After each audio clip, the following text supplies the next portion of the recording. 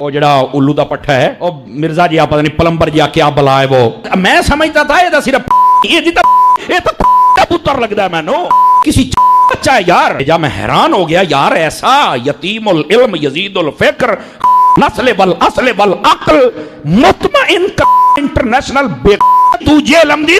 اور پیر غفران صاحب نے بھی کہا تھا سن لو نعرہ غفران دا مرزا جیل میں, اور اس کا جواب نہیں دے بندہ کیا دے گا بتاؤ نا مجھے. تو میں کہتا ہوں اگر یہ بے نہ ہو تو یہ ویسے ہی مر جائے.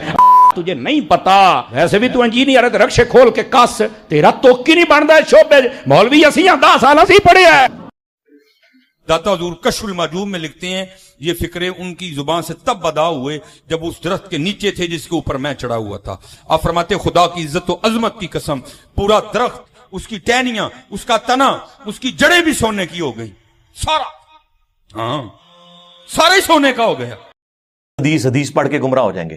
اوے تم لوگوں نے عزتیں ویل کی ہیں اللہ اور اس کے رسول کے نام کے اوپر, چندے اکٹھے کیے ہیں, جائیدادیں بنائی ہیں, کوئی محنت سے نہیں کمایا تم لوگوں نے, اللہ رسول کے نام کا کھا رہے ہو اور بات یہ کرتے ہو کہ حدیثیں ہمیں سناؤ ہم گمراہ ہو جائیں گے.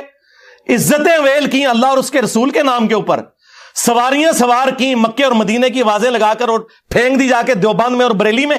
غدار ہو تم رسول اللہ کے صلی اللہ علیہ وآلہ وسلم, پکے غدار ہو. نبی کے جیسا ہے ہی کوئی نہیں, باپ بیٹے شے ہی کوئی نہیں.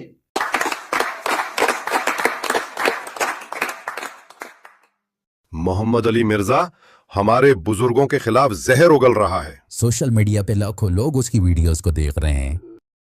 ہم اپنے بزرگوں کے خلاف ایک لفظ بھی برداشت نہیں کریں گے. کیا ہمارے پاس قرآن اور حدیث سے اس کو جواب دینے کی کوئی دلیل ہے؟ میں نے اس کا رد کرنے کی بہت کوشش کی ہے, مگر ہمارے بزرگوں نے جو کتابوں میں لکھا ہے اس کو ڈیفینڈ کرنا میرے لیے بہت مشکل ثابت ہو رہا ہے. اس کا مطلب ہے ہم اسے دلیل سے ہرا نہیں سکتے. اگر ہم اسے دلیلوں سے نہیں ہرا سکتے تو پھر اور بھی طریقے ہیں ہمارے پاس. آپ کا پیشاب بند ہو تو آپ کو عبداللہ شاہ غازی کے مزار پہ بھیجتے ہیں, اپنا پیشاب بند ہو تو آغا خان سے شفا انٹرنیشنل سے علاج کرواتے ہیں. وہ بتایا کہ ہم اس وقت مفتی دعوت اسلامی قدس سرہ السامی کے مزار پر حاضر ہیں, اور ہم دونوں نے ہم دونوں نے بالکل ہوش و حواس میں اپنے کانوں سے سنا کہ اندر میں باجماعت نماز پڑھی جا رہی ہے, اندر میں نماز پڑھی جا رہی ہے, باقاعدہ قراءت سنائی گئی ہم کو.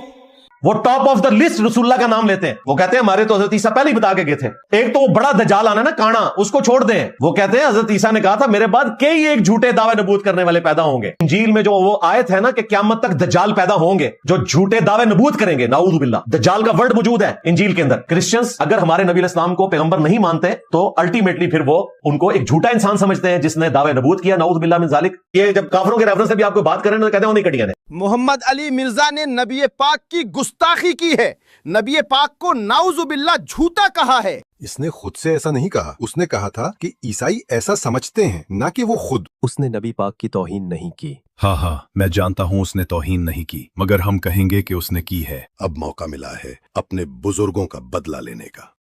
اب دیکھو ہم کیا کرتے ہیں اس کے ساتھ. تم نے سنا اس نے نبی پاک کی شان میں گستاخی کی ہے, کیا تم اپنے نبی کے بارے میں گستاخی کو برداشت کرو گے؟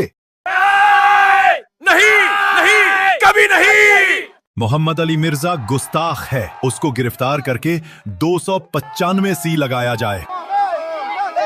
انجینئر محمد علی مرزا صاحب کو گرفتار کر لیا گیا اور انہیں جیل منتقل کر دیا گیا. دیکھیں جتنی مرضی مخالفت ہو یا جو مرضی ہو, بات ٹھیک کرنی چاہیے. انجینئر محمد علی مرزا کے ساتھ مجھے ایسا لگتا ہے کہ زیادتی ہو رہی. تو اب مولوی جو ہے نا وہ انجینئر محمد علی مرزا کے خلاف اپنا سکور سیٹل کرنا چاہ رہے ہیں, ایسا لگتا ہے. انجینئر محمد علی مرزا کو آپ کچھ بھی کہیں لیکن آپ انہیں گستاخی رسول کیسے کہہ سکتے ہیں؟ انجینئر محمد علی مرزا نے جو ہے وہ گستاخی رسول نہیں کی صلی اللہ علیہ وآلہ وسلم, اور یہ ان سے سکور سیٹل کرنے کے چکر میں کچھ مولوی جو ہیں وہ ایک عجیب و غریب طریقہ اختیار کر رہے ہیں. لہذا یہاں پہ ریاست کو ہوش کے ناخن لینے چاہیے, انجینئر صاحب کی حفاظت کا بھی بندوبست کرنا چاہیے, اور ان چیزوں کو بھی روکنا چاہیے جو نفرت پھیلاتی ہے, اور یہ رستہ بھی بند ہونا چاہیے.